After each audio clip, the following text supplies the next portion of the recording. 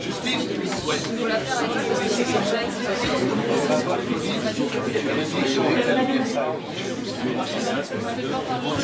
Et moi, je l'appelle. Non.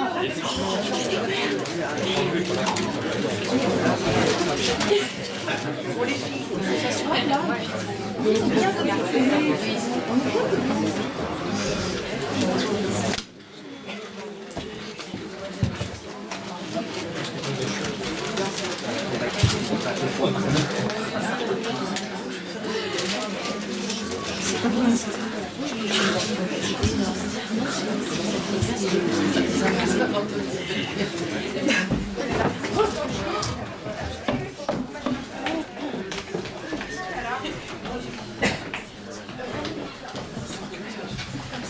Dites Justine, vous avez pensé à faire la mise en ligne pour la semaine prochaine? Pourquoi tu parles comme ça? Pourquoi tu me vois? J'en peux plus, c'est à cause de Philippe Fertret. Depuis qu'il est éligible au Molière, il me fait un training langage. J'ai plus le droit de dire. Du coup, en fait, voilà, il veut que je sois à 200% pour la cérémonie. J'en peux plus. Non mais, il veut que je donne tout, mais que je ne lâche rien. Tu comprends? Et donc tous les jours, je dois m'entraîner au boussoiement. C'est pour ça que je te parle pas. Non, je comprends, il n'y a pas de souci, il n'y a pas de souci. Bon, allez, on les laisse.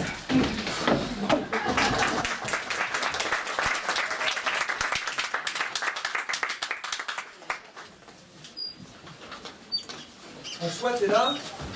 François? Ouais. T'es arrivé? Ah. Philippe, tu veux un café? Non, je te remercie parce que ça va m'énerver, c'est pas la peine. Sinon, j'ai une infusion quinoa gingembre. Donc, je digère pas trop bien les trucs du Brésil, là.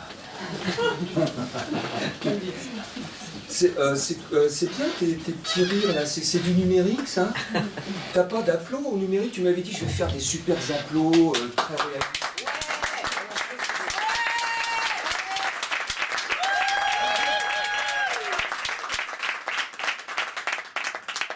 C'est génial ce qu'on fait avec le numérique, quand même. T'en mettras un peu pendant la répète à ce moment-là, tu vois, ça va contextualiser un peu le truc. Moi je vais te dire, j'ai réfléchi cette nuit, tu sais, comme tous les démurges, je dors pas la nuit, et plus je réfléchis, plus je me dis qu'il faut contextualiser.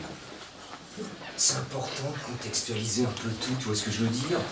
Et puis je vais te dire, ça va faire du bien à certains d'entendre des applaudissements.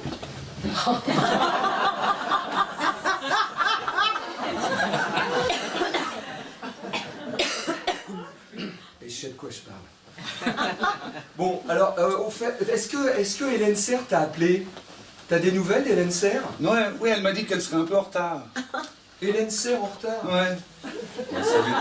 Ça m'étonnerait parce que c'est plutôt une fille qui est en avance sur son époque. Enfin bon. Alors, écoute, François, je vais faire... Moi, j'ai prévu un discours fleuve. Tu sais que j'adore les fleuves. Pas seulement les fleuves, tu vois, les rivières aussi, les cours d'eau en général, les torrents. Tu vois, les torrents, même les petits rues. J'adore ça, les petits rues. Tiens, toi, t'es là, tu te promènes comme ça, t'es dans le désert, puis t'as un petit rue qui passe comme ça, vivement, tu vois. Tu sais pas où il va, mais lui, il a l'air de savoir et tout, tu vois. En fait, moi, c'est-à-dire que j'aime tout ce qui coule en général. Même les larmes, à la limite. Bon, si c'est des larmes de joie, hein, parce que sinon, c'est pas drôle. Donc... Ouais, mais bon, c'est quoi ton discours? Ouais, bah attends, ça vient, je t'explique l'idée, la contextualisation. Ouais. Donc, si tu veux, je démarre façon 5e, c'est-à-dire mes ailes, mes G, mes B, mes T, mes neutres, mes divers, mesdames, messieurs. Comme vous le savez, eu égard aux lois Malraux de 1963 sur la conservation des monuments et la préservation des secteurs sauvegardés, nous sommes soumis à un certain nombre de règles. Ouais, bon, bah, mais c'est le même discours que l'année dernière, ça. Non, Non, c'est le même début, là. Après, je fais la suite. Je fais la suite. C'est-à-dire, bon, je pousse un long râle, façon 5e arrondissement, hein. Un truc du genre, ah, entre ici, Jean Malraux. Non, attends, c'est pas Jean Malraux, je m'étais trompé l'autre fois. J'avais confondu avec Jean, je confonds toujours André Malraux et Jean Moulin. Heureusement, l'autre fois, personne n'a remarqué. Je vais faire André Moulin. Entre ici, André Moulin. Tu vois? Ouais, c'est bien, André Moulin. Entre dans cette descente aux chimères. Passe l'entrée de cet antre de terre, cet antre de ciel. Bienvenue dans cet antre de siècle. Dans cet abri anticlimatique pour transhumanistes réchauffés à la micro-particule fine. Bienvenue dans cet underground zéro pour les rescapés des escarpes. Bienvenue dans l'ozone interdite, mais ouverte à tous. Et là, je vais te dire, on les tient.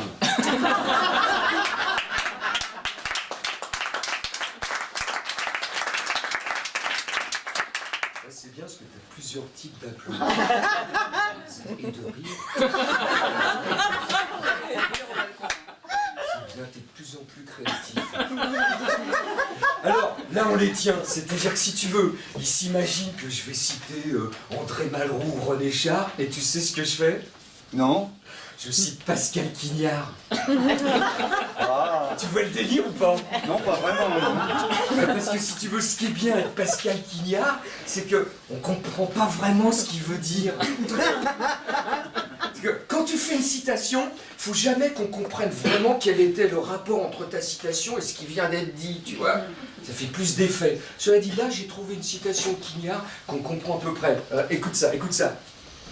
Toutes les œuvres d'art sont tyrannisées par ce déploiement qui part non pas du passé mais du jadis invisible, sexuel, imaginaire, violent, aïeul, irréel, qui précède le viol de l'âme par le langage.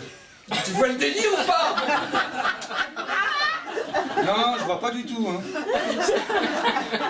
Tiens, Hélène vient de m'appeler, elle va arriver un petit peu en retard. Hélène Serre en retard. Ouais. Tu sais, je vais dire, je m'attends à tout avec elle. À mon avis, bon, enfin, c'est pas grave, de toute façon, il y a les comédiens, ils voient entre eux, ils s'organisent. Excuse-moi, pardon. Ah, bah tu vois, Je suis en retard parce que je suis désolée. quand on parle du loup, sans déconner. Ah, c'est vrai, pardon. Excuse-moi, François, je suis en retard, je suis désolée. Pardon. Excuse-moi, je suis Non, mais il n'y a pas d'histoire de retard, c'est cool, on a toute la journée. On est tranquille. Tout le monde n'est pas arrivé, tu verras. Ah bon? Non, Non, mais moi j'aime bien. ça fait quand même toujours de l'effet quand tu rentres en scène, ça. Ouais, je t'assure, je t'assure.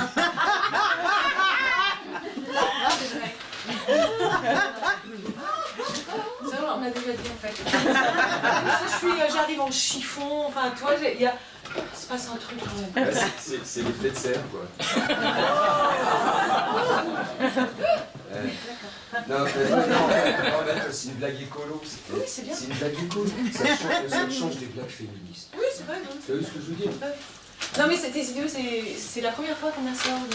Ah bah, tu vois, c'est mon métier. Non, mais elle est un petit peu vieillotte parce que si tu veux, on ne parle plus d'effet de serre maintenant. Il n'y a plus de problème d'ozone, il n'y a pas de trou, il n'y a plus rien, on n'en parle plus, on a des autres choses. Donc, c'est très joli ce décor. On a quand même un sentiment d'espace. Bah, il y a du lac, il y a du budget. Attends, il va y avoir des rayons laser. À un moment donné, il y a des rayons laser. Il y a des nuages qui vont passer en gonflable, dégonflable. Ouais. Et on a fait, Maud Mazur et Dominique Gosset. Ils sont formidables. Ouais, on les a fait en hologramme parce qu'ils sont pas là. Ils n'ont pas pu, ils sont dans leur villa de Saint-Barth. Ils vont faire leur discours depuis leur piscine à Saint-Barth. En hologramme ici.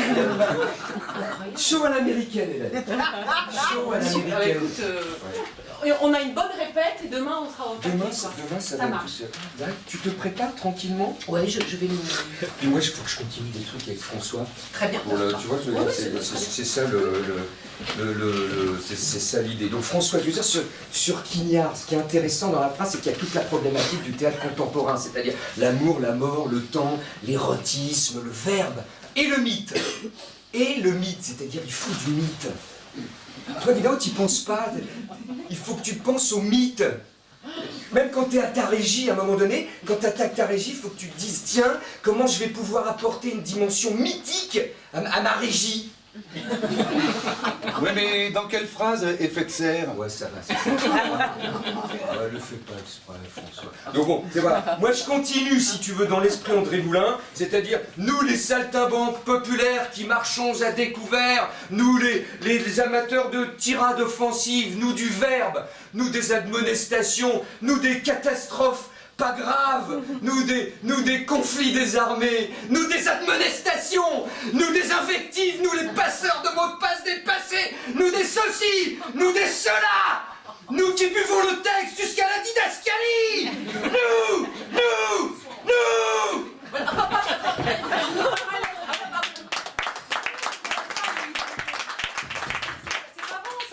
Philippe, là, respire, il a tout bloqué, là, il a bloqué Maud, il faut faire quelque chose, là. Philippe, je trouve qu'il il s'emballe, quoi. Il fait ça souvent. Attends, on va le mettre devant. Ça, c'est classique. Ça, c'est putain, en plein de répète. C'est incroyable, ça. Oui, c'est bon, Maud. Oui, mais bien sûr, mais il a compris, bien sûr. Non, mais si tu veux, François, c'est toujours la même chose, quoi. Là, il nous fait une lukinite, quoi. Une malroïte, on ne sait pas bien, ça. Sa compagne, la Sofiane, elle le dit très souvent, hein, il a souvent des attaques comme ça. Il parle, il bloque la respiration, et tac, il tombe, quoi. Hein.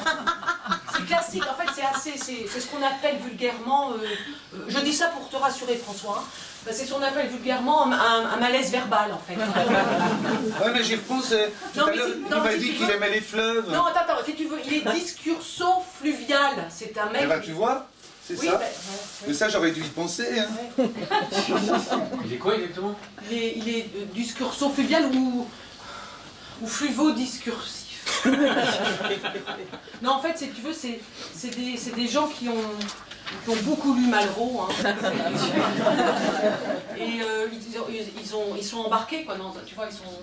Alors, c'est très rare, hein. Tu sais que François, c'est super rare, hein. J'ai vu un reportage dessus. Il y en a 5 dans le monde, hein. Nous, on a la chance d'en avoir un. Moi, je pense qu'il faut le prendre comme une chance, tu vois. Il faut garder le A. Alors, tu sais qu'il y a un mec, enfin je t'ennuie 2 secondes avec ça, mais pour te dire l'esprit, il y a un mec en Russie, il a une dostoïevskiste aiguë.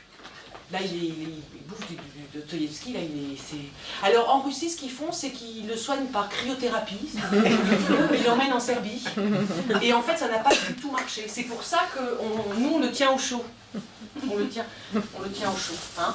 Alors, ce qu'on va faire, c'est que moi, je pense qu'il faut soigner le mal par le mal. Toi, tu es Bertrand Constant. Oui, tout à fait, oui. Tu es un peu le spécialiste de Peggy, quand même. Ah oui, Ah oui, Et ben, je crois que Bertrand, il faut y aller, là. Il faut lui faire un peu de Peggy, hein. Tu veux que je lise Ah oui, je pense Peggy? qu'il faut lui dire du Peggy. Ah ouais, Pas mais- longtemps, 2-3 heures, tu vois. Ça va nous remettre à niveau, hein. Oui, mais dans mon spectacle, Non, mais écoute, on n'est pas là, on est en répète, on fait ce qu'on peut, là, on a un malaise. Je peux très bien faire du beauvoir, hein. Non, mais François, on a le 2e sexe, mais là, il n'est pas prêt. Il n'est pas prêt, ça va nous le... Voilà. Salut. Bonjour, Sandra. Oui, moi c'est Hélène. Voilà. Je joue dans l'exception. Ah d'accord, moi je joue dans le... Pendant ce temps, Simone Veil. Oui, Avec la troupe du pompon. mais oui, j'avais deviné, oui. Ben, je connais ton spectacle. En fait, moi aussi, je fais référence à Simone Veil, mais seulement dans l'évocation d'une petite fille qui survit à Auschwitz, comme Simone. Ah oui,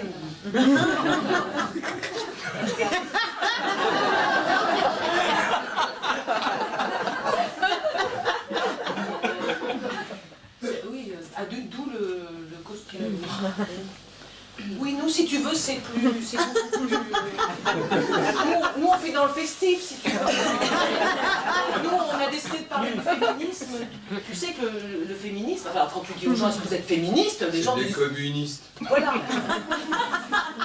C'est bien, merci. C'est des communistes.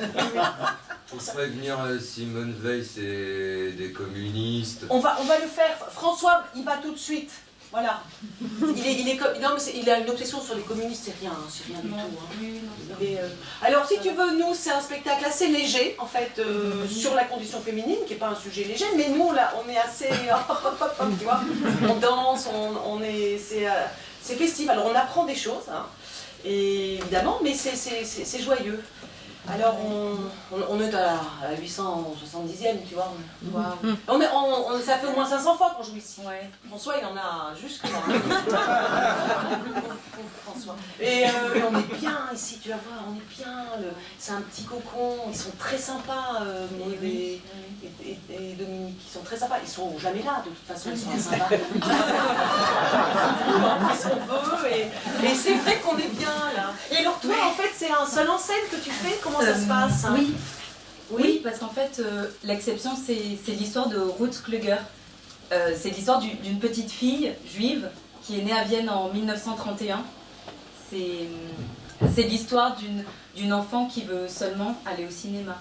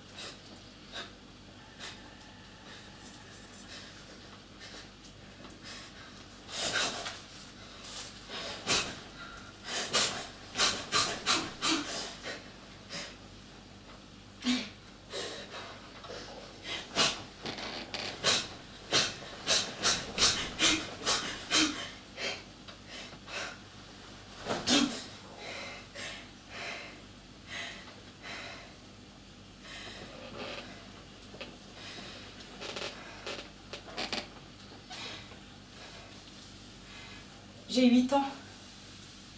Au cinéma d'à côté, on passe Blanche-Neige. J'adore aller au cinéma. Je veux à tout prix voir ce film. Mais en tant que juive, cela m'est interdit. Ma mère suggère tout simplement que j'y aille. Un point, c'est tout. Un enfant de plus ou de moins dans la salle qui va s'en apercevoir. Je choisis les places les plus chères, une loge, pour ne pas me faire remarquer. Mais je me retrouve juste à côté de la fille du boulanger du coin, âgée de 19 ans, avec ses frères et sœurs plus jeunes, une famille de nazis convaincus. Je transpire d'un bout à l'autre de la projection. Jamais, ni avant, ni après, je n'ai aussi peu vu un film que celui-là. La seule chose qui me préoccupe, c'est de savoir si la fille du boulanger me regarde vraiment, d'un air méchant, ou si ce n'est qu'une impression. Quand la lumière se rallume, la fille du boulanger se plante devant moi. Et elle me dit avec son allemand distingué « Tu sais que les gens comme toi n'ont rien à faire ici. L'accès au cinéma est interdit aux juifs, c'est marqué à l'entrée, tu ne l'as pas vu ?»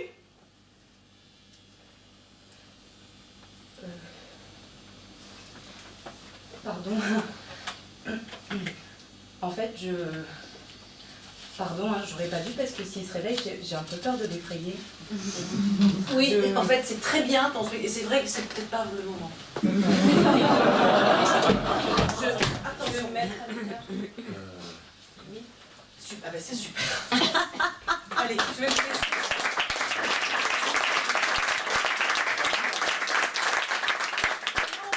Après 2-3 heures de Peggy, ça lui fera du bien. Il va pas mieux, hein. Bon bah, mais en même temps, moi je lis pas de Peggy dans mon spectacle. Bah oui, mais... Bah oui, mais c'est pas du tout mon spectacle de lire du Peggy, mais enfin bon, tu me demandes de le faire. Il y a un lion. Quoi? Oui, C'est bien. Oui, il est là. Ça va.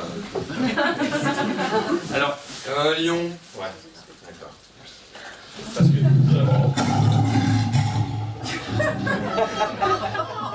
Il a raison. Hélène, juste pour te dire, c'est que dans mon spectacle, je joue la mère, la grand-mère, les gens qui ont croisé Peggy, tu vois, son instituteur, ses amis socialistes, tout ça. Mais je lis pas des textes de Peggy. Pardon, je vais le faire, mais... et en même temps, j'ai pas envie de me... J'ai pas envie de me choper une péguinite. Non. Moi, je le fais, d'accord? D'accord, c'est super. On verra bien. Merde. Alors. Attends, excusez-moi, je vais lire un passage. Je vais leur dire dans les loges qu'on a un peu de retard du coup là sur le. Hein, on va voir. Alors on va faire voir. Non, je cherche mon lion parce que. Ouais, en excuse-moi, fait, qu'est-ce qui t'arrive là? mais je cherche mon lion parce qu'on m'a demandé d'en amener un comme lion? à la saison dernière, le lion dans la cage. Et un lion comment? Un petit lion qui était dans sa cage et voilà, je cherche, je le trouve pas et j'en ai besoin pour refaire la présentation de saison de. Qu'est-ce qu'il a? Ah d'accord. Un lion. Ah donc c'est pour ça l'histoire du lion, d'accord, ok, Ouais, ok. mais- Non mais t'inquiète pas, bah, il a rien, il fait des crues verbales, moi, si tu veux.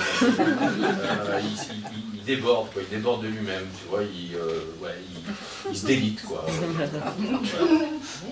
Ouais. Oui, c'est Non mais ça c'est embêtant. c'est- Il faut- ça vient de. Tu pourrais C'est faire quoi quelque qu'on a chose. entendu là tout à l'heure là Ah non rien, c'est un lion, c'est mon lion. Enfin, Un lion? Non mais vous déconnez, je suis en train de dresser mon escargot moi, c'est un... C'est un lion, c'est dans mon spectacle. C'est un vrai lion, c'est dans mon spectacle. C'est une blague? Non, oui, je raconte C'est pas ma une blague. vue et donc voilà. Donc, c'est juste ça. Ah non mais parce que Blague, là c'est il est en drôle. train de se barrer. là. Bon, Donc, comme je raconte ma vue, je vais. ta vie, tu veux dire? Non, ma vue. Parce que c'est un spectacle sur la vue, sur le regard, la vision, tout ça. Tu vois, je pense que. Parce que en fait, ce que j'explique, c'est que tout vient du cerveau, donc je vais essayer de. Tout vient des yeux, tout vient du regard, et c'est peut-être ça son problème, tu vois. Un lion là. Ah, mais c'est toi qui dis Peggy? Oui, Ah, c'est qui moi, joue Peggy? oui, c'est moi. Ah, oui, mais bah, c'est toi. Mais écoute, bah enchantée Noémie Fonsten. Ah, salut. Salut, et bah écoute, je vais voir ton spectacle que j'ai pas encore vu. C'est gentil. Écoute, je pense que tu vois, si on lui met une bonne paire de lunettes. Attends, j'ai ce qu'il faut parce que, regarde, si tu veux, moi mon affaire c'est que voilà, j'ai porté des tonnes de paires de lunettes parce que je louchais quand j'étais petite. Et du coup, je pense qu'il s'agit de trouver la bonne, tu vois. Parce que dans le lion dans la cage, c'est un exercice qu'on fait chez l'ophtalmo. Tu vois, il faut mettre un lion dans une cage et comme ça on louche plus si le lion est dans la cage. Bon, bah moi j'ai jamais réussi à mettre le lion dans la cage, hein, je louche, voilà. Et donc, si tu veux, quand on louche, on voit pas comme les autres, et donc on raconte comment ça fait de pas voir comme tout le monde. Tu vois, ah, lunettes de soleil carrément, vue solaire, ça c'est le must, dans les années 80, c'était complètement dément. Non, je pense, regarde, tu vois, parce que donc, en fait, ce que j'explique, si tu veux, c'est que tout vient du regard. En fait, c'est le cerveau qui contrôle les yeux. Donc, en fait, tout vient du cerveau. Donc, en fait, tout est dans notre tête. En fait, c'est notre imagination, si tu veux, qui gère tout. Donc, si on arrive à lui mettre des bonnes lunettes, hop, connexion dans le cerveau. Et là, bim, imaginaire. Complètement. Oui, voilà, le lion est là. Là, il est où là? Il est dans la cage? Voilà, il est où là, ton lion? Dans la cage? Partout. On va essayer comme ça. Et là? Ouais. Il est dans la cage là? Là, il y a un lion. Moi je viens de jamais rentrer dans la cage. Mais peut-être que toi, écoute, s'il est dans la cage, hop, on est bon. Voilà. Je pense que là on tient un truc. On est bon. Ah, ça c'est mes lunettes de quand j'avais 9 ans. 9 ans. Oh, elles sont dégueulasses. Attends, tiens. Ah, il y a un Bon, lion. excuse-moi, mais Ouais, tu crois? Parce que sinon, je vais peut-être quand même lui lire quelque chose de Peggy, tu vois, parce que... regarde, regarde. 18 ans, celle-là. 18 ans, petite paire. On est dans un théâtre, Ah, si tu comprends. Comment ça? On va chez l'ophtalmo. Ah, d'accord.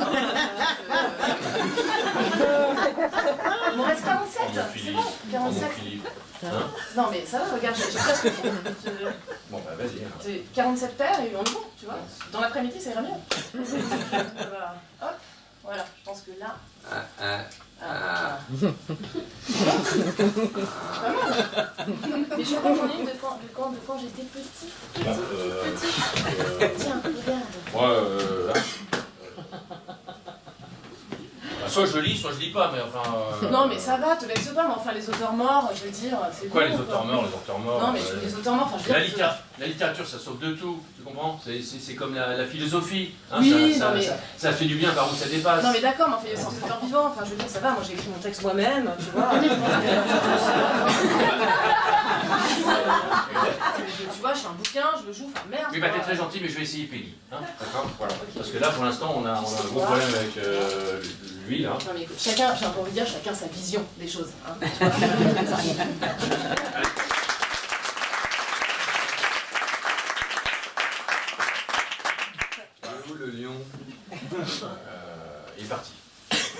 Alors, on va voir, hein. Je te dis un petit truc, ça devrait te faire du bien, ça devrait te réveiller un peu, ça. Écoute bien, hein. C'est Peggy qui te parle, hein. Écoute. La peur. Elle entre dans la maison des hommes avec la fortune. Que ce soit à l'Institut, au Collège de France ou dans les hautes administrations, la peur fait le dernier chapitre de toutes les vies. Les hommes âgés et considérables sont uniformément caractérisés par leur timidité en face de toute résolution. Ils hésitent, s'éternisent en paroles, remettent au lendemain. Ça va mieux, hein? Bien. Mais les plus apeurés, ce sont les politiques. Peur de quoi? Un peu de peur, le matin, en ouvrant leur courrier, les journaux de leur arrondissement, les lettres de leur comité. Un peu de peur dans les couloirs. S'il faut refuser tel vote, s'aliéner celui-ci, se différencier de celui-là. Bon, ben ça marche pas. Voilà. J'avais dit qu'il fallait pas lire du Peggy, ça sert à rien. Vous avez vu dans mon spectacle, je lis pas de Peggy. Il faut quelque chose de fort, là, de l'alcool russe, un mélange de christianisme et d'anarchisme, je sais pas, de Prokofiev, Mussorgsky, enfin je sais pas. Lise, Maroussia, vous êtes là ou pas? Ah. Ça va pas mieux? Bah non, ça va pas mieux. Bon, écoute, j'ai peut-être une idée. Je passe un coup de fil, je vous tiens au courant. Oh là là, j'en ai marre. Lise, Maroussia, vous êtes là ou pas?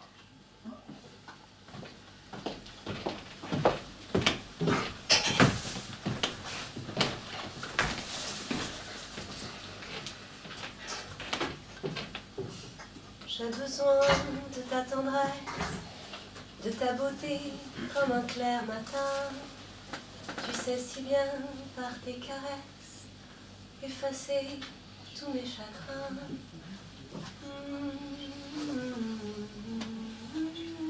Vous rattachez un souvenir à ce morceau. Ne répondez pas. Dites simplement c'est vrai. Pourquoi donc ne vous le dirais-je pas? Tout simplement. Oui, c'est un souvenir et elle est douloureux. Alexis me chantait cet air. Quel sens a-t-il aujourd'hui quand mentir devient de la poésie? Il en est peut-être toujours ainsi. On commence par rêver d'amants imaginaires, un idéal de convention, mais les combinaisons faites, ils nous paraissent ennuyeux et froids et on retombe dans le naturel. C'est juste. Les hommes sont libres dans leur choix tandis que nous devons attendre avec la réserve imposée aux femmes. Songez au mariage par exemple.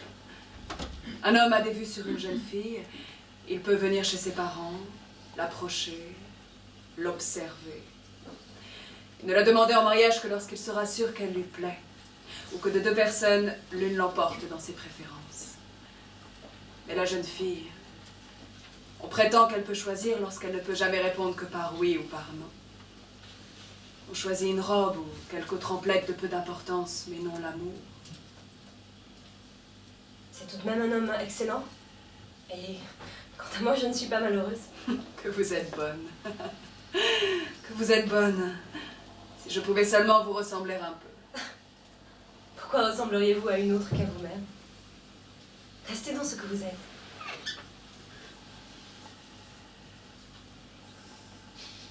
Non mais regarde le mec quoi. Il a deux super nanas derrière lui qui parlent d'amour, de passion, de mort. On sort nos tripes sur scène, il bouge pas, il s'en branle. C'est bon François, vas-y rallume, c'est mort. Le mec il est frisé, c'est pas possible. Non mais il lui faut un autre truc, il lui faut un truc, tu sais les énergies douces, un truc bobo là. Ah ouais. Un truc du qigong, Ah ouais. le bouddhisme, voilà c'est le bouddhisme. Alexandra, t'es là? Un truc, tu sais, un... Chamanique. Ouais, c'est ça, faut que ça nous porte. Parce que la Russie, ça... Tu viens? Ouais. C'est ça, voilà.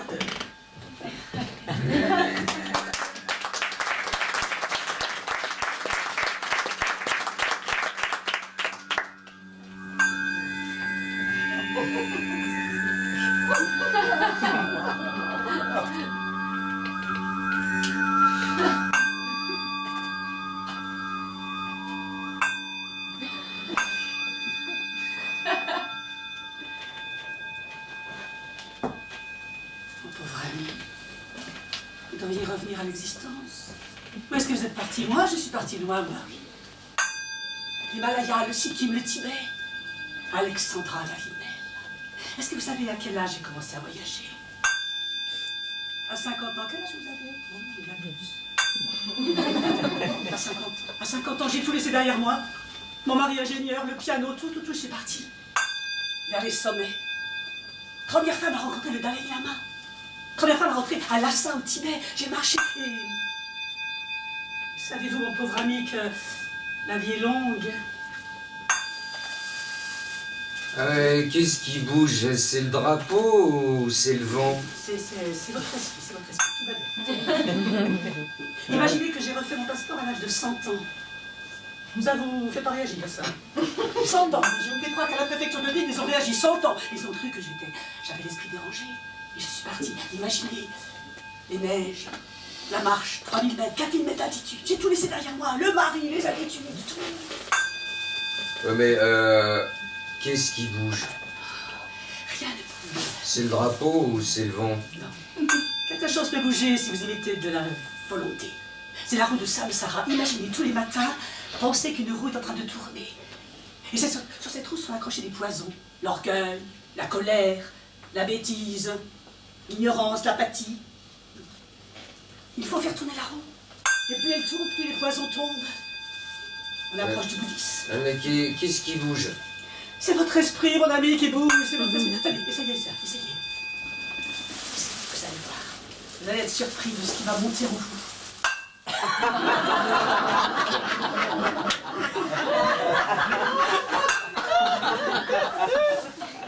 Encore, libérez-vous vos poissons. Libérez.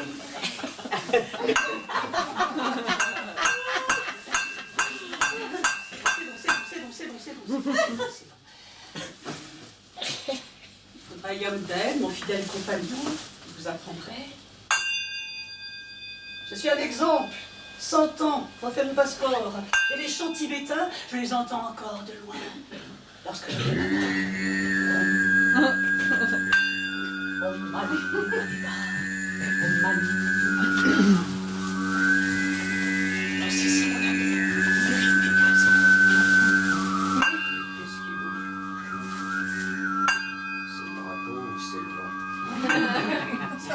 Non mais ça suffit! Oh, ça suffit là, ça suffit cette camarade, la mascarade! Cette mascarade! Camarade! Ça suffit! Ça va bien comme ça! Maintenant il faut quitter les théâtres! Il faut reprendre les ronds-points! Les ronds-points, ça va... mais ce bouddhisme néo-macronien! Ça suffit, moi je vous le dis que... Mais regardez-le! Regardez son état! Est-ce qu'il n'est pas symptomatique de notre époque? Regardez-le, mais il est dans un état de confusion, de honte sociale. Il a honte de lui. Il faut troquer cette couverture de survie pour un gilet jaune, camarade. Il faut y arriver, hein? Mais regardez-le, mais il est complètement prostré. C'est ce que Marx appelle d'ailleurs la prostrature du dilettariat. On la reconnaît tout de suite. Il est aliéné là, dans sa condition d'artiste intermittent, petit bourgeois. Il faut relire Marx, camarade. Il faut absolument relire Marx. Il faut relire Lénine. Il faut relire Boukharine. Il faut relire Staline. Il faut relire Vladimir Poutine.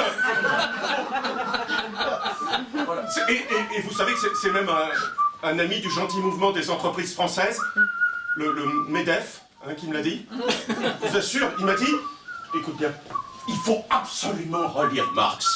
Ce type, il a tout compris. C'est un visionnaire. Enfin, il faut, je dirais même plus, c'est indispensable, c'est capital. Mon ami n'était pas aussi doué que Marx, ce n'était pas un visionnaire, lui, mais juste un millionnaire. Grâce à Marx, il avait compris les rouages du profit dans un monde capitaliste. D'ailleurs, il m'a conseillé les ouvrages indispensables. Notez bien, il m'a dit qu'il faut absolument lire un ouvrage qui s'appelle « Lire le capital pour optimiser les résultats de son entreprise ». C'est aux éditions Jacques Humul. Et connaître la pensée de Marx pour rendre ses salariés heureux sans augmenter les coûts de production. C'est aux éditions du Manager décomplexé. Voilà. Mais je t'assure, maintenant, si vous voulez trouver des marxistes, il faut impérativement déambuler dans les couloirs du MEDEF. Hein, c'est là. Non mais attendez les gars, mais c'est cool. Faut arrêter avec le MEDEF. Parce que j'étais en train de faire quand même Faut la arrêter révolution. avec le MEDEF et le prolétariat. La vraie question aujourd'hui. Ah, voilà, camarade, viens. Non, mais attends, parce que là, moi, il y a un problème là. Non, Ah. Non mais tu peux pas faire ça. non, mais attends, non, mais 2 secondes, parce que là, non, mais franchement, excusez-moi, pardon, peut-être. Laisse-moi faire la révolution dans ce Alors, arrêtez tranquillement. Je ne sais pas, faut un peu de discipline pour l'État. Ah voilà, c'est ça. Attendez. 2 secondes. Non, mais Non, mais Bah là, elles sont non, parce que j'ai une idée, là, il faut que je téléphone. Non mais. Alors, pardon. Moi je peux plus là. voilà, moi on m'a enseigné la politesse dans mon éducation dans le 16e. Excuse-moi, je vais te laisser, bien sûr. Parce que justement, ce que je voulais te dire, Oui. c'est qu'il faut arrêter avec le prolétariat Marx et tout ça. Il faut arrêter. La vraie question, c'est de remettre du féminin dans tout ça. De retrouver son étincelle dans sa vie professionnelle. D'oser gagner sa vie sans la perdre. Tu vois ce que je veux dire? Oui. Tu vois? Ah oui, ça c'est... Et pour ça, c'est simple en fait. Il suffit de remettre du féminin dans tout ça. D'ailleurs, vous vous demandez sans doute, en me voyant aujourd'hui, tous les deux là, si femmes, si libérées, si épanouies, quel est mon élixir de beauté, mon secret de féminité, enfin comment j'ai développé en moi tant de sensualité? J'imagine que vous vous posez la question depuis tout à l'heure. C'est la seule question que je me pose. Pas de panique, je vais vous le dire. Quand j'étais petite, c'était pratique. Blonde et bouclée comme un angelot. Même pas besoin de baguette magique pour me sentir belle comme un joyau. Devant le miroir de ma maman, je me drapais dans une dentelle. Je devenais belle au bois dormant, je tournoyais, j'avais des ailes. Petit pied dans ses escarpins, en cendrillon à talons hauts, je m'aspergeais d'eau de Guerlain, puis de parfum de bas en haut. Mais quand mes 12 ans ont sonné, carrosse échangé en citrouille, je me suis métamorphosée. J'avais des seins, j'avais la trouille. Je rêvais d'être une fée clochette ou plus discrète, une fée agent secrète, enfin toute petite fée, féminité, la la la la la la la la, toute petite fée, la la la, féminité. Tout de suite ma mère m'a emmenée dans une boutique spécialisée, c'est tout au fond pour l'essayage, derrière les gaines et les corsages. Moi je me planquais derrière le rideau, mais la vendeuse ouvrait franco, car elle voulait scruter de près la taille exacte des bonnets. Elle tirait fort sur les bretelles, ah faut souffrir pour être belle. Je me ce serait la première et dernière fois que je me laisserais faire. Je l'ai repoussée hors de la cabine, en la recouvrant de sa lingerie fine, et je lui ai clairement signifié que mes bretelles, fallait les lâcher. Je n'avais plus de fée clochette, cette fois j'étais une fée agent secrète, une toute petite fée peut-être, mais assez musclée, la la la la la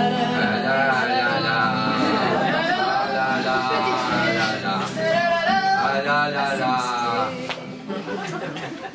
Vous n'allez peut-être pas me croire, mais c'est depuis ce grand moment, dans cette cabine devant ce miroir, que j'ai ce truc affriolant. C'est grâce à une vieille sorcière avec des lunettes à chaînettes que j'ai mon petit caractère. Et 007, c'est mon mec. Mon secret de féminité, maintenant je peux vous le dévoiler. C'est mon soutien-gorge couleur chair, extensible en polyester. Miroir, mon beau miroir, je ne rêve plus de contes de fées. Et c'est peut-être ça le fin mot de l'histoire. Pour être belle, faut pas souffrir. Je ne rêve que d'être une fée clochette ou plus discrète, une fée agent secrète, puisque j'ai trouvé ma Ah la la, ah la la la, ah la la la, ah la la la.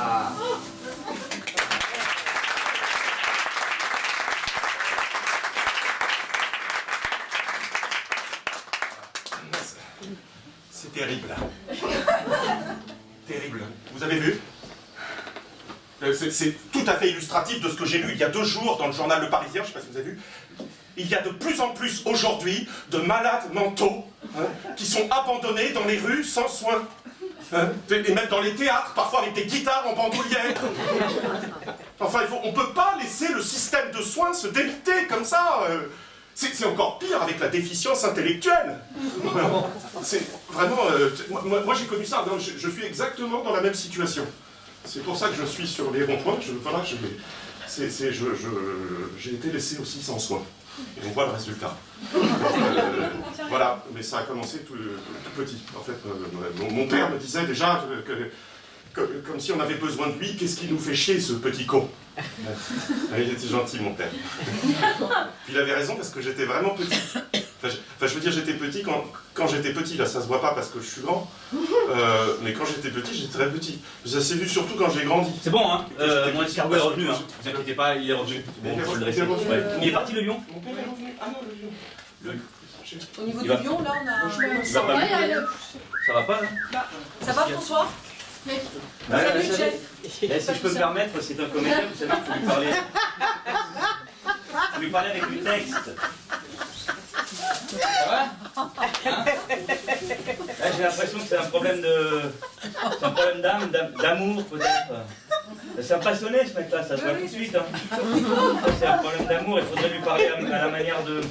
Je lui parlais d'amour à la manière de Vichniac. Oui, bien sûr. Maté Vichniac. Vichniac, c'est bien Vichniac. On a déjà tenté Marx, Tolstoï, Peggy, pourquoi pas un roumain, hein, Vichniac. Ah, c'est d'amour qu'il s'agit, hein. Hein, mon petit père. Voilà. Imagine qu'elle soit là, hein, dans 5 minutes. Elle va sonner à la porte et je vais aller lui ouvrir. Entrez, madame, je vais lui dire, je suis là, je vous attends. Et je vais l'inviter à s'asseoir. Et pendant qu'elle s'assoit, je vais sortir doucement mon cœur de ma poitrine. Et je vais le mettre sur la table. Mon cœur palpitant sur la nappe blanche comme un petit cadeau. Elle sera sûrement surprise. Alors je vais lui dire, avec vous, madame, je ne peux pas faire autrement. Vous avoir devant moi et garder en même temps mon cœur étouffé dans ma poitrine, ce n'est pas possible. C'est pour cela que je préfère le sortir et le mettre devant vous, au milieu de la table. Comme ça, on pourra parler à cœur ouvert. Comme ça, il n'y aura plus de secret. Mon cœur, au milieu de la table, palpitant entre 2 bougies, entre 2 verres de champagne, c'est quand même pas une image désagréable. Et en plus, comme ça, je pourrais le surveiller. Parce que vous savez, madame, entre vous et mon cœur, il y a une relation que je ne sais plus maîtriser.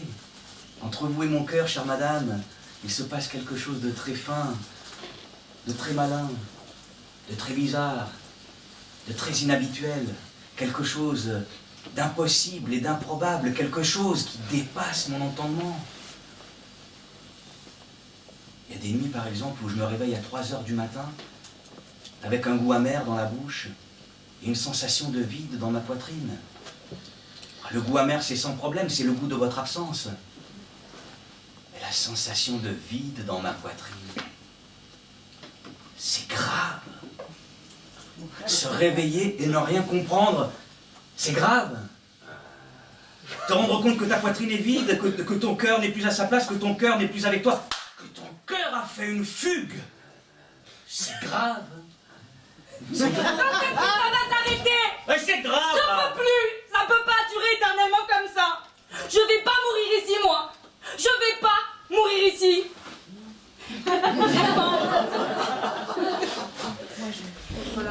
J'ai faim.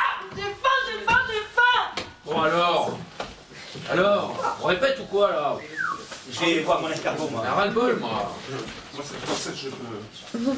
c'était rien, je joue pas du tout. Ouais, mais là, on fait quoi? On essaie quelqu'un d'autre ou quoi? On fait quoi? On répète, on a tout essayé là, non? Peggy, machin, truc, qu'est-ce qu'on fait? Qui on peut essayer encore? T'as une idée? Une idée? Qui on peut lire? Qui on fait quoi? Un auteur? Ah bah tiens. Victor Hugo, Victor Hugo qui vous parle. Mais elle va le faire. Je vous avais fait ça. Une influence sociale qu'aucun gouvernement n'est arrivé à résoudre depuis si longtemps. Moi, Victor Hugo qui vous parle. J'ose dire que la misère est un fléau, mais que l'on peut en guérir. Attention, même pas en guérir, mais le supprimer. On peut supprimer la misère. Est-ce que vous savez que dans les rues de Paris, il y a quelques jours seulement, on a trouvé un homme mort de faim? Messieurs les gouvernants, mais que faites-vous depuis toutes ces années? Il est impossible de laisser des êtres dans cet état. Chacun se doit à la fraternité. Nous sommes tous du pays des humains. Alors moi, Victor Hugo qui vous parle, je vous dis qu'en ce jour-là, je déclare la guerre à la misère, à l'indifférence et à l'ignorance. Discours prononcé par M. Victor Hugo, juillet 1849, à l'Assemblée, devant les gouvernants et les dirigeants.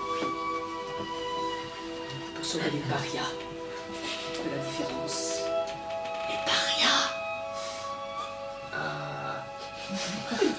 Traîne pas de Paris 140. Et rien n'a changé.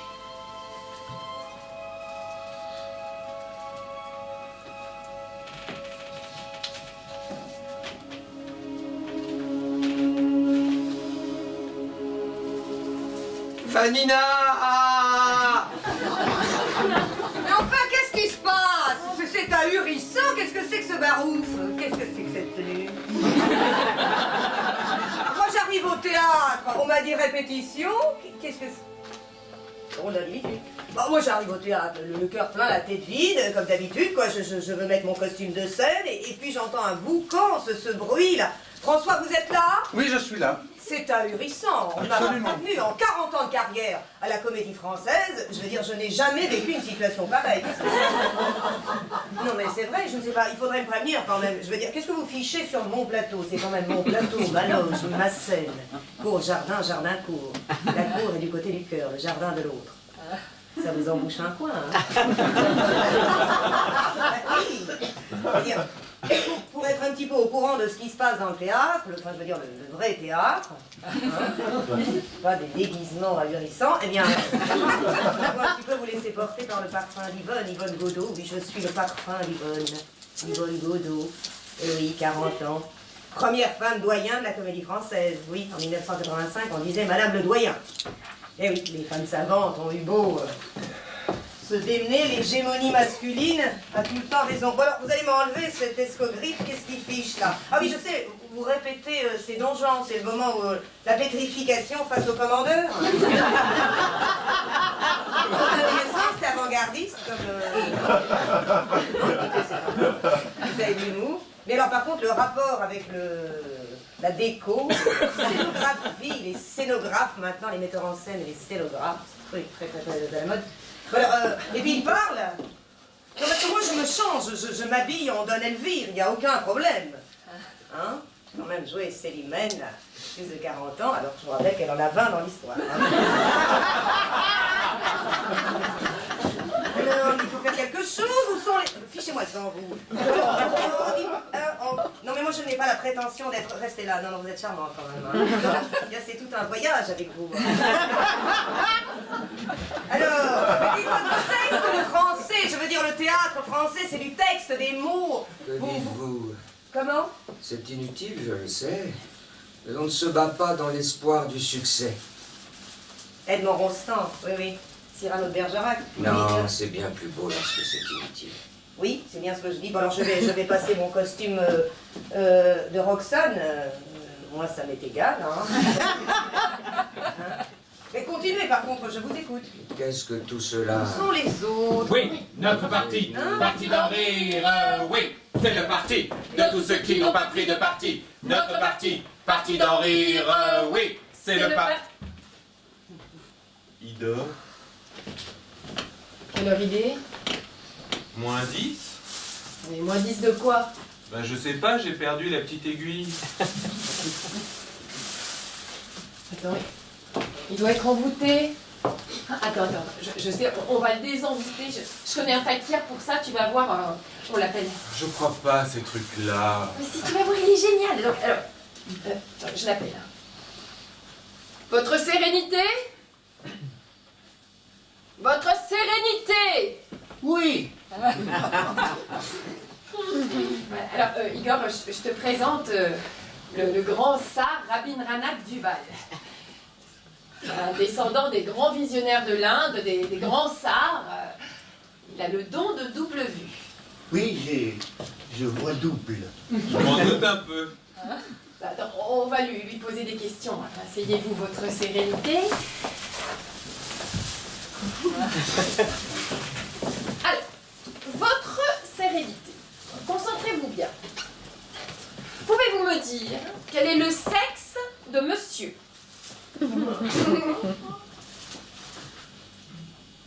Masculin. Vous en êtes certain? Ah oui, vous pouvez vérifier. Non. On vous croit sur parole. Pouvez-vous venir me dire, votre sérénité, quelle est sa taille? 1,85 m debout, 1,56 m assis et 0,76 m roulé en boule. Remarque, crevé gros, crevé maigre, la différence est pour les porteurs. Alors, votre sérénité, plus difficile à présent. Combien monsieur a-t-il de dents? 32 dedans et 2 dehors. Attendez.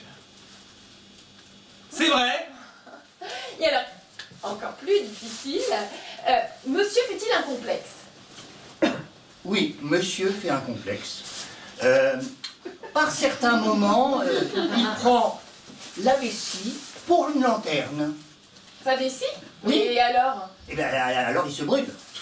N'importe quoi. Non mais attends. Bon. Votre sérénité. Concentrez-vous bien. Pouvez-vous me dire quel est le numéro du compte en banque de monsieur?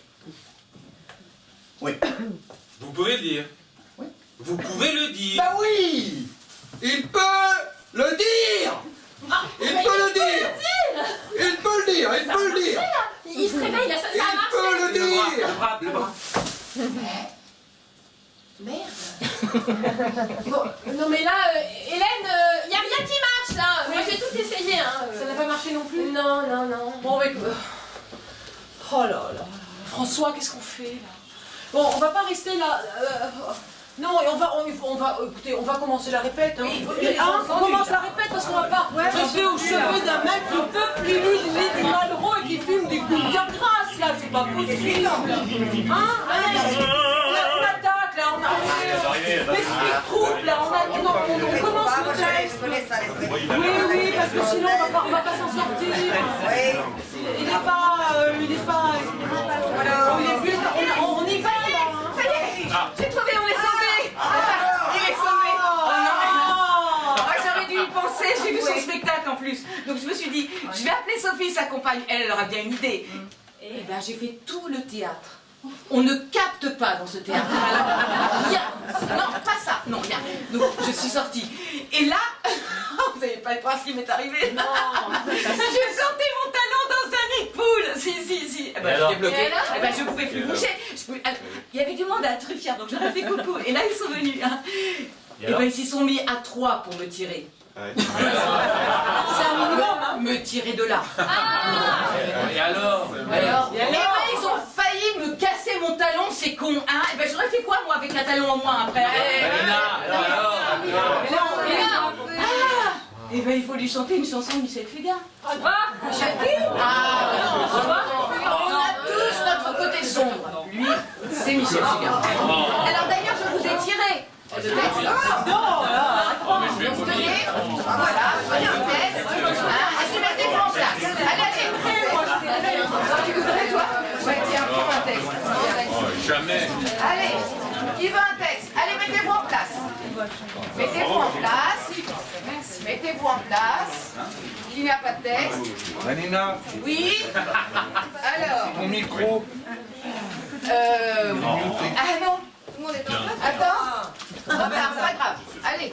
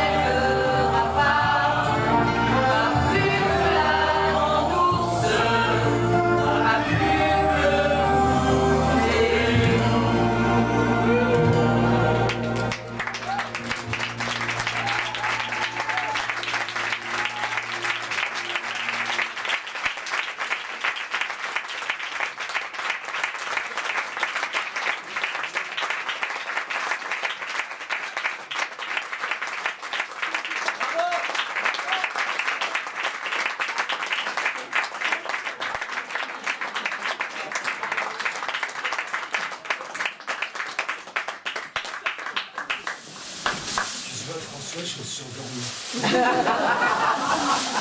Ça m'arrive, je suis crevé en ce moment. Je pique du nez, je fais des petites siestes de 10-12 minutes, tu vois. Je récupère, mais alors c'est des sommeils hyper profonds, tu vois, des trucs intenses. C'est-à-dire, tu fais des rêves, des trucs de... Je voyais Peggy en train de chanter Fugain à Simone Veil à Auschwitz. Des trucs un peu... Je suis désolé. Bon, je vais voir si les comédiens sont arrivés, puis on attaque la répète, ok? De rechef. Il n'y a pas de souci, Philippe. Hein.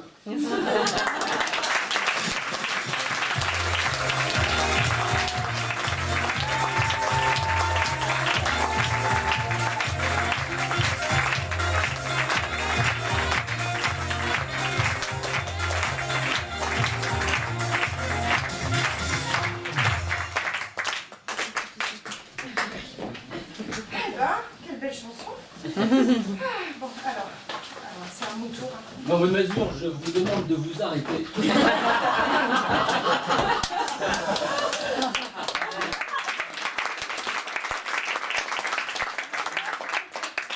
vraiment désolé, mais avant que vous me preniez longuement la parole, je dois répondre à des critiques que j'ai entendues dans la salle. Nous avons des spectateurs critiques. Alors, c'est pas facile. Hein. Alors, Bonne Mesure, par exemple, j'ai entendu un monsieur qui a dit, au fond de la salle, on sent que la programmation est faite par une bonne femme.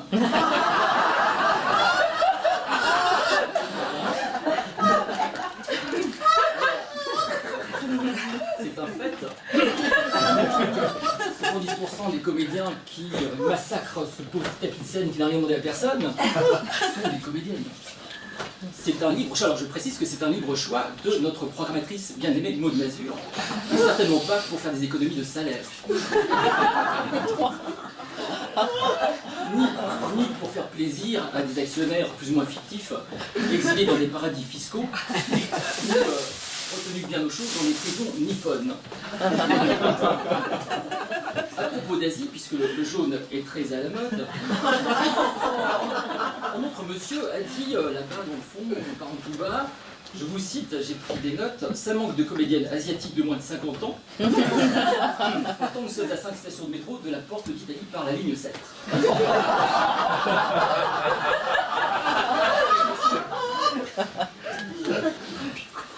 Mais monsieur, la information, Bonne Mazur qui vient de Houille, qui habite à Houille et qui vient de Houille tous les matins, on ne prend pas le métro, vous ne prenez pas le métro. C'est une chose souterraine qui va très vite sous Paris et qui va d'un point à l'autre. Et je vous l'ai déjà dit, Bonne Mazur, votre mauvais bilan carbone n'est pas seulement de la peine à ces pauvres petits oursons qui s'accrochent désespérément à des glaçons qui dérivent, mais également de la peine à nos spectateurs. Et je suis désolé d'avoir à vous le répéter une nouvelle fois. Une dame a dit, une dame aussi, a dit c'est une programmation de bobo. Une programmation de bobo, et ça m'a fait mal. Et cette dame remue ainsi le couteau dans la plaie. Et sachez, madame, que j'ai déjà fait cette remarque à Maud Mazur, et savez-vous ce qu'elle m'a répondu? L'insolence. Elle m'a dit, c'est normal que je fasse une programmation de bobo, j'habite à Houille.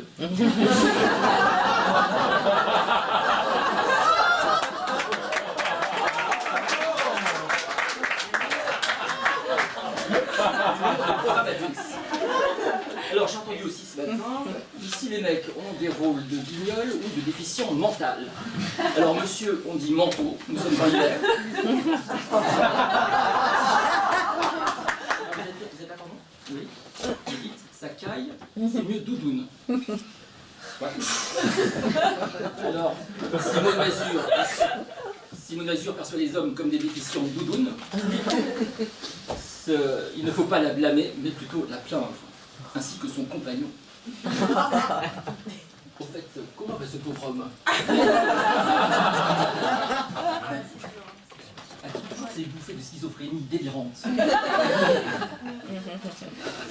Ah, c'est moche, lui si jeune. Au fait, pouvez-vous lui dire de rappeler rapidement Dominique Gosset, le directeur du théâtre, que j'ai croisé tout à l'heure dans les escaliers, qui est là très affolé, et il va avoir de ses nouvelles. Je vais le faire, j'ai pas mon portable. Ah oui, je vous remercie, merci beaucoup. J'ai entendu aussi, alors autre critique, alors celle-là elle est quand même pas mal, ça manque de discrimination positive. Ils n'ont pas pris Benalla, qui était obligé de se donner en spectacle place de la contre-escarpe. Alors, soyons précis, en avril, Maud Mazur est venue me voir avec une nouvelle idée, et elle m'a dit, texto, j'ai repéré un Français issu de l'immigration légale, il a des papiers, il a même beaucoup de papiers.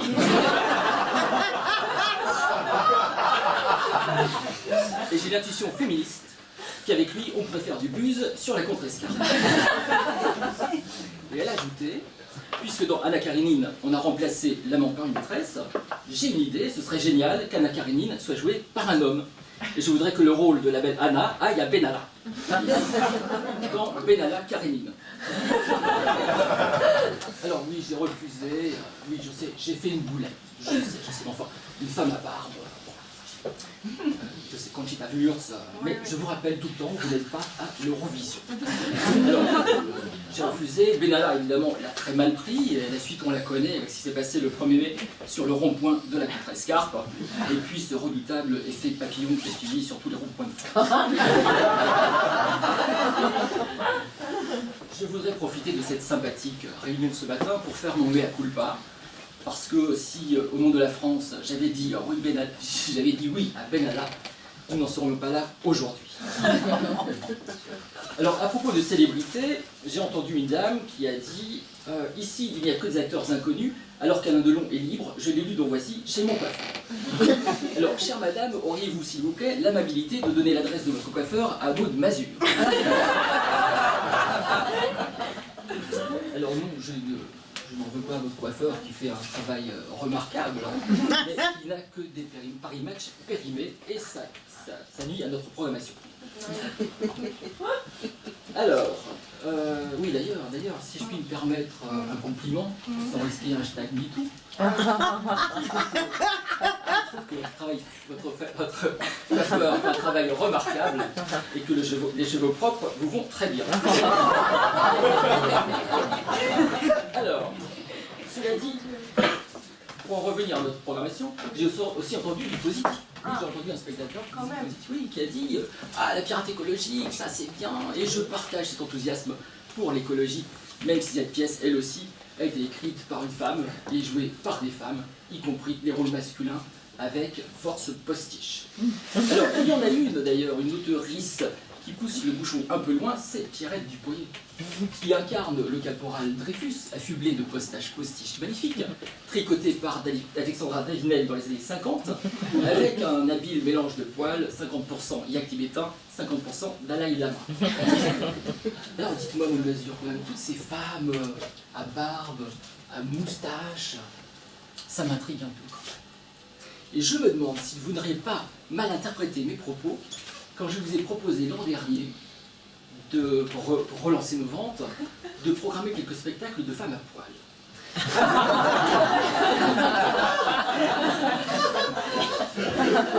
Alors c'est pas joli, c'est pas bobo comme on dit à Oul, le cul ça fait bon.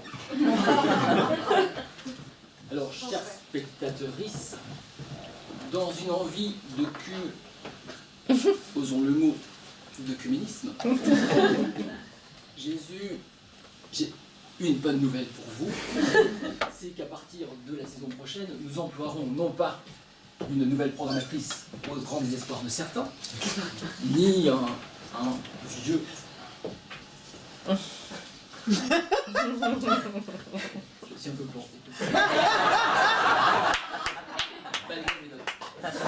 Ni un vieux beau comédien réac, ni un barbouze, ni une Barbie barbu, mais l'écriture inclusive. Vous savez, l'écriture inclusive, c'est le point là.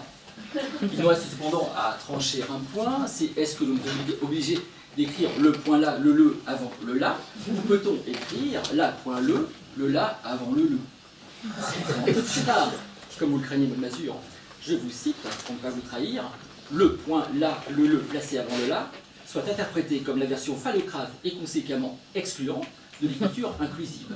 Cet oxymore pouvant être interprété par le public comme un parriticide et nuire à nos ventes. Fin de citation. Ça se confirme, vous n'avez pas une vie facile. Voilà. Je pense avoir fait le tour des critiques principales que j'ai entendues ce matin. Voilà, et je vous cède la parole.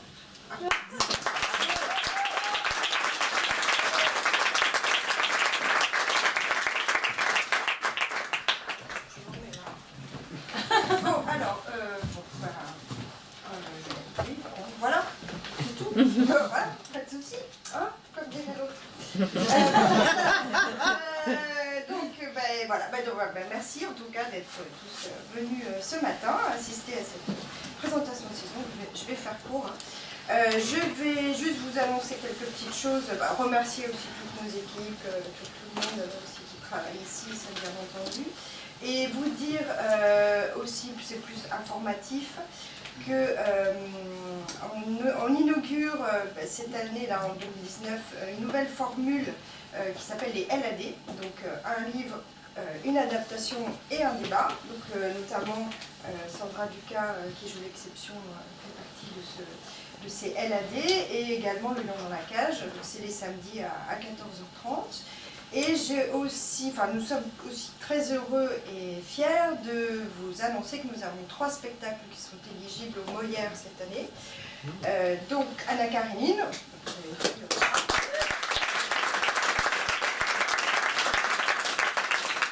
La pirate écologique, on parlait de Monique aussi, donc en spectacle jeune. Et pas de soucis de monsieur.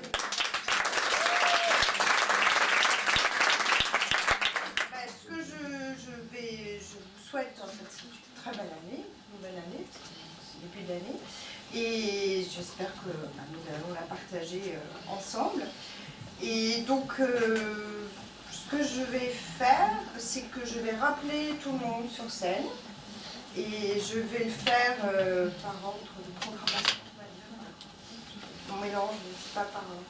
Je vais pas faire ma féministe, je vais pas les appeler que les filles. Donc je vais... Ah oui, si, j'ai deux autres choses à vous dire. C'est qu'il y a aussi deux spectacles qui ne sont pas dans le programme que vous avez, mais qui arrivent prochainement au théâtre. Et notamment, on a un spectacle jeune public qui s'appelle « Pourquoi Blanche-Neige ne se réveille pas » et autres contes recyclables, qui va à partir du 6 mars, jeune public et tout public, qui est imaginé et mise en scène par Amandine Rousseau et Émilie Le Toff, qui sont dans la salle.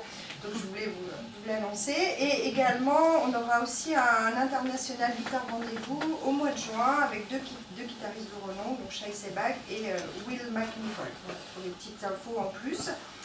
Et donc je rappelle tout le monde, je vais commencer par Anna Karénine avec Lise Lafont, Marussia Rich, David Olivier Fischer et Samuel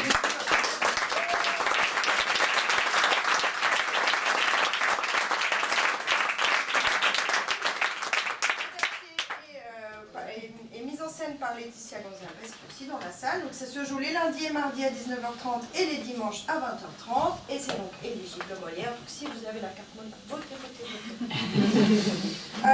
Ensuite, j'appelle Comment j'ai dressé un escargot sur tes seins avec Salvatore.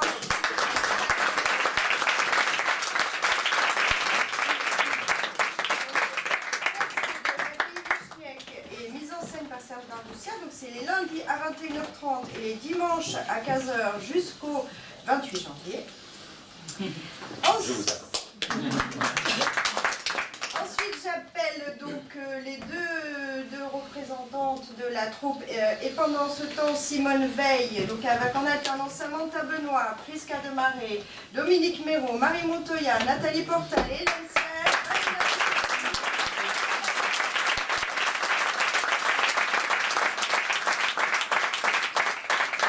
Mercredi au samedi à 20h et les samedis à 17h. Ensuite, j'appelle Le Parfum d'Yvonne avec Isabelle Jambreau, adaptation de Natalia Finzel et mise en scène d'Amandine.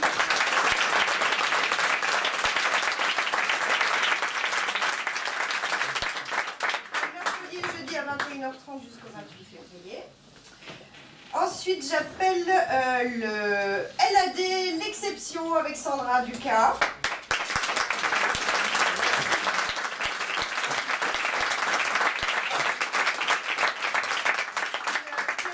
De Jacques Licatu les samedis 19 janvier, 9 février et 15 mars à 14h30. Ensuite, j'appelle l'autre Eladé, donc le lion dans la cage, 2 et avec Noémie Fonseca.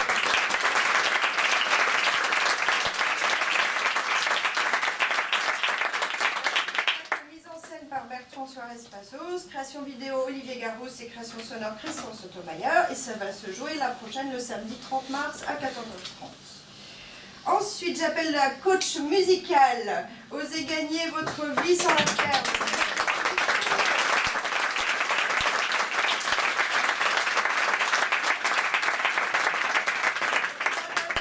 Le samedi 26 janvier, le 16 février et le 23 mars à 14h30. Et je vais appeler aussi les rendez-vous du dimanche maintenant. Là, on était sur les samedis, là, maintenant on passe au dimanche, parce qu'on a aussi une programmation qui change tous les mois sur les dimanches 15h. Alors, il y aura interrogation écrite à la fin. C'est bien triche, ils ont des programmes. Alors, petit manuel d'engagement politique à l'usage des mammifères doués de raison et autres hominidés un peu moins doués d'eux et avec Yves Cusset.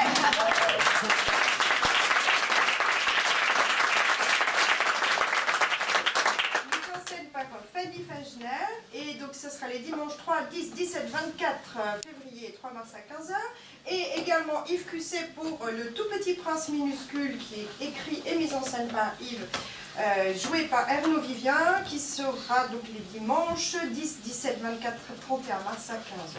Et qui n'est pas un spectacle jeune public. Pas d'enfants, on veut pas d'enfants.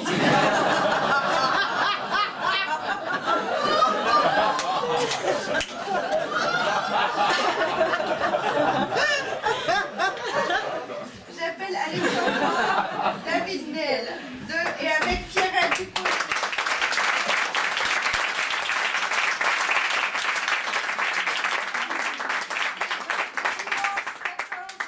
Et 28 avril 2019 à 15h. Et également, j'appelle pour Pierrette Dupoyer pour les parias de Victor Hugo qui seront les dimanches 5, 12, 19, 26 mai à 15h.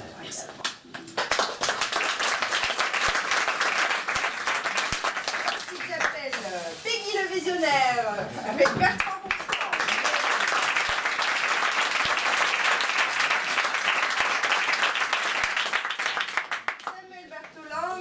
Laetitia Gonzalez, c'est les dimanches à 18h30 jusqu'au 31 mars. Et ceux qui vont suivre, donc Peggy, à partir du mois d'avril, les dimanches à 18h30, dont j'appelle Pierre Dac et Francis Blanche, et réciproquement, avec Sophie-Anne Le Sel, Igor Coupan et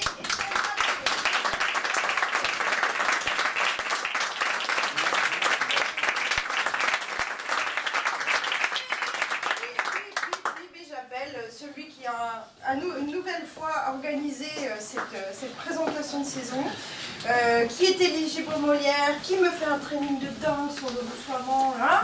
J'appelle donc, pas de souci, monsieur Philippe Ferret.